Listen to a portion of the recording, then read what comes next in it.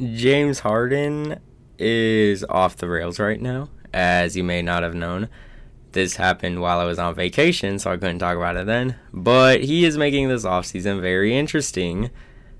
Um, I'm not gonna play audio from the clip, but Daryl Morey is a liar. I will never be a part of an organization that he's a part of. Let me say that again. Daryl Morey is a liar, and I will never be a part of an organization that he's part of. Daryl Morey is president of basketball operations, or the GM. I forget which one, but for the 76ers, and Harden has made it very clear that he wants to leave. And it seems like, I feel like it doesn't take too much thinking to think he could be referring to Daryl Morey promising to trade Harden after he opted into his deal. But it doesn't look too good for James right now. Most people I know are against him, and that's because he's a very polarizing figure. But this is not a good look for players at all.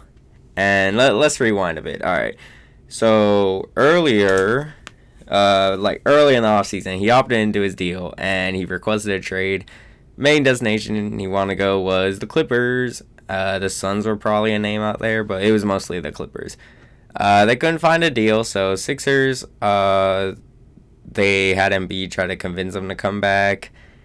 And Embiid made some comments about possibly leaving also, saying that he just wants to win, whether that be here or anywhere else. And then there were reports that they're going to keep Harden, and that is what sparked him to do this. So, let's see, more James Harden. And that was also one of my thoughts. But get rid of James Harden, and let's find trade request. Okay, that one's fake.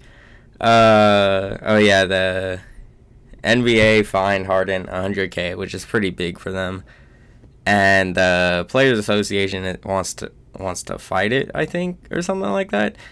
I don't know, but it appears to be Harden is abusing his power right now. And this has sparked a really good discussion on player empowerment. I was for player empowerment, usually always am. And especially with Dame, that started getting iffy because some people were like, all right, he's doing too much. He still has like 3 years left on his contract. And he signed the extension last summer, I believe. So people are saying, what's the point? And these owners are still billionaires, and overall, it's an owner's job to put a good product on the floor and help their superstar win. So never feel bad for the organization, unless it's just terribly done like this. This is this is what I'm confused about, because Harden opted in, and it's like he just immediately wanted to leave. I feel like when you opt into a contract, you have to entertain the idea of staying. Otherwise, and if it's like this bad of a relationship in Philadelphia, like, I don't care how big the bag is, you just gotta leave. And even then, let's say Philly buys him out or something like that. Or even they just want anything from him. What team is gonna want James Harden? This is his third team in like 3 years, basically. In 2020, like December of that year, he got traded to the Nets. 2022, he left the Nets like in January and went to the Sixers. Now, potentially 2023, like, he's been hopping teams ever since he left Houston. I feel like him leaving Boston, we gave him a pass because Kyrie was kind of wildin'. But like, do we not remember what he did in Houston? How he just wanted to leave, basically, after destroying a mess that he helped create.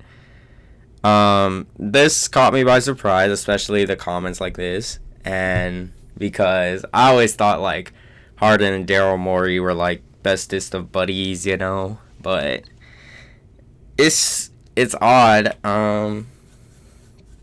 because like I feel like this is the only time you could say like a player and a GM or whatever have that kind of relationship where it's almost like a duo basically.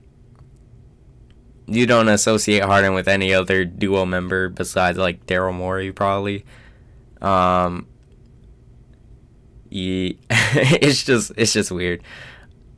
So I don't know how the Sixers really fix this problem because we've seen the lengths Harden's willing to go. He's gonna show up fat. Actually, there was a report earlier, if I remember correctly, he doesn't even plan on showing up to camp. So he's just gonna be disgruntled, lower the trade value. His trade value is already lowered after the postseason, which, if I'm speaking honestly, it was probably his best postseason in a while. Like one of the better ones I've seen from him. Okay, maybe that's not true. He's had more consistent ones, but this one, he reached his highest of highs, but he also got to the lowest of lows.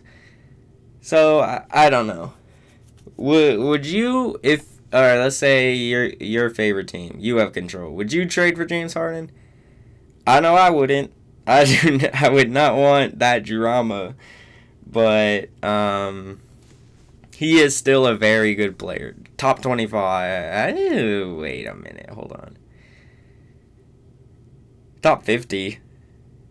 Top 40. I guess maybe top 30. I don't know. But he's a great player, obviously. But I don't know what kind of team needs him. Because I feel like most teams that want a championship, they have someone that can fill his role, the scorer, basically. But yeah, let me know what you guys think about this in the comments below.